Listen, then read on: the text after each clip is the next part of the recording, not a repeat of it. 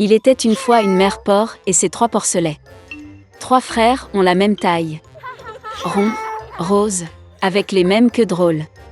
Tout l'été, les cochons jouaient dans l'herbe verte, se prélassaient au soleil, se prélassaient dans les flaques d'eau. Mais l'automne est arrivé. Un jour, ma mère a dit qu'il était temps pour eux de penser à l'hiver. Elle leur a demandé de construire une grande maison. Le jeune frère a dit que l'hiver était encore loin. Le frère du milieu a dit qu'il construirait sa propre maison en cas de besoin.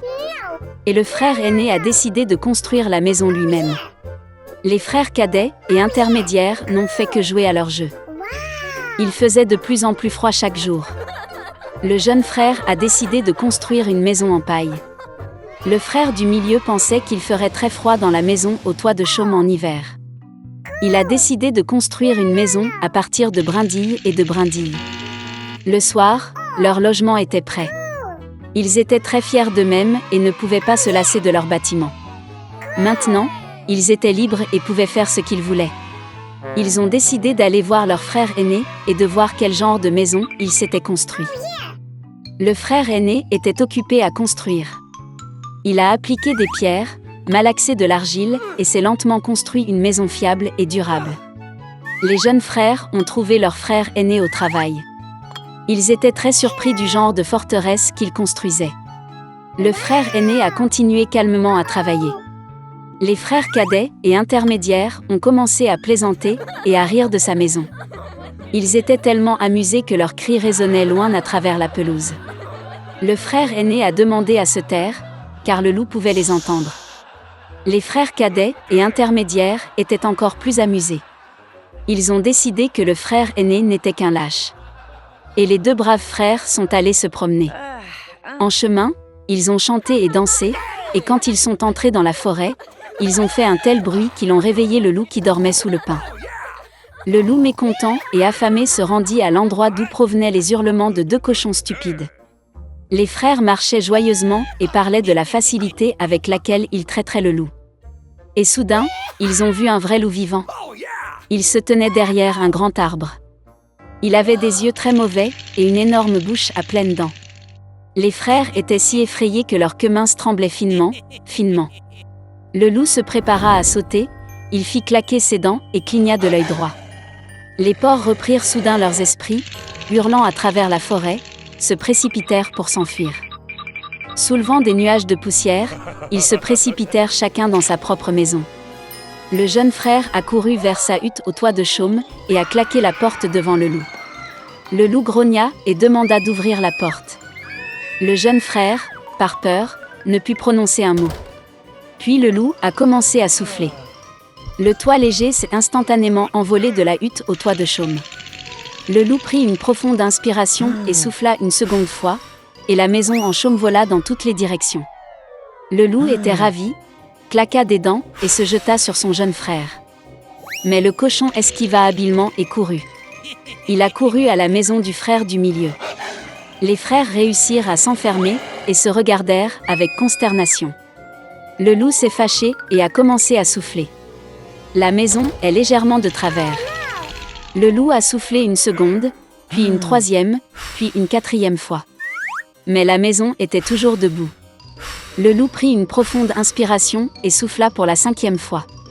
La maison a tremblé et s'est effondrée. Une seule porte resta quelque temps au milieu des ruines.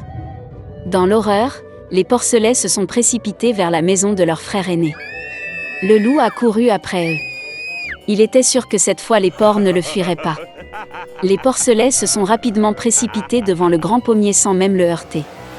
Et le loup n'a pas eu le temps de se retourner et a heurté le pommier, qui le recouvrait de pommes. Une pomme dure le frappa entre les yeux. Une grosse bosse sauta sur le front du loup. À ce moment-là, les frères cadets et intermédiaires ont réussi à pénétrer dans la maison du frère aîné et à verrouiller la porte. Le loup courut vers la porte, grogna et demanda d'ouvrir la porte. Les jeunes frères avaient très peur et ne pouvaient rien dire en retour. Et le frère aîné savait que lui et ses frères n'avaient rien à craindre dans une maison en pierre solide.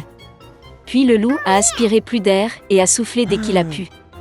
Mais peu importe combien il a soufflé, pas une seule pierre n'a bougé.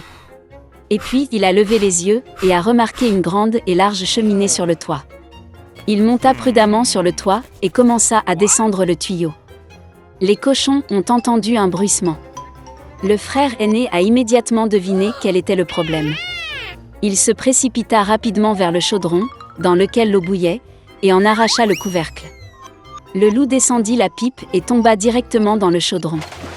Ses yeux s'agrandirent sur son front. Le loup échaudé s'envola avec un rugissement sauvage et se précipita dans la forêt. Et les 3 petits cochons se sont occupés de lui et étaient heureux d'avoir si habilement enseigné une leçon aux méchants voleurs. Dès lors, les frères et leur mère ont commencé à vivre ensemble, sous un même toit. Il était une fois un meunier avec sa belle-fille. Il voulait vraiment devenir riche, alors il n'a fait que mentir aux autres. Les gens n'aimaient pas cela et se plaignaient du meunier auprès du jeune roi. Le roi a décidé de donner une leçon au meunier et l'a appelé au château. Se présentant au roi, le meunier a parlé de sa belle-fille. Il a menti qu'elle savait transformer la paille en fils d'or. Le roi a demandé à la fille du meunier de venir au château le lendemain et de montrer à tout le monde ses capacités. Lorsque le père en a parlé à sa fille, elle était furieuse qu'il ait de nouveau menti. Le lendemain, ils sont allés au château. Le roi conduisit la jeune fille dans une pièce dans laquelle un rouet et un panier de paille étaient préparés. Le roi a ordonné qu'à l'aube toute la paille se transforme en or, et si elle échoue, son père sera puni pour tromperie. La fille regarda la paille et pleura amèrement. Soudain, la pièce s'illumina de lumière, et un petit homme apparut au milieu. Le nain a demandé pourquoi elle pleurait. La fille lui a tout dit. Le petit homme a offert son aide, mais en retour, il a demandé un collier qui pendait autour du cou de la fille. Elle a accepté. Et le nain s'est mis au travail. Dès qu'il a transformé toute la paille en or, le petit homme a disparu aussi soudainement qu'il est apparu.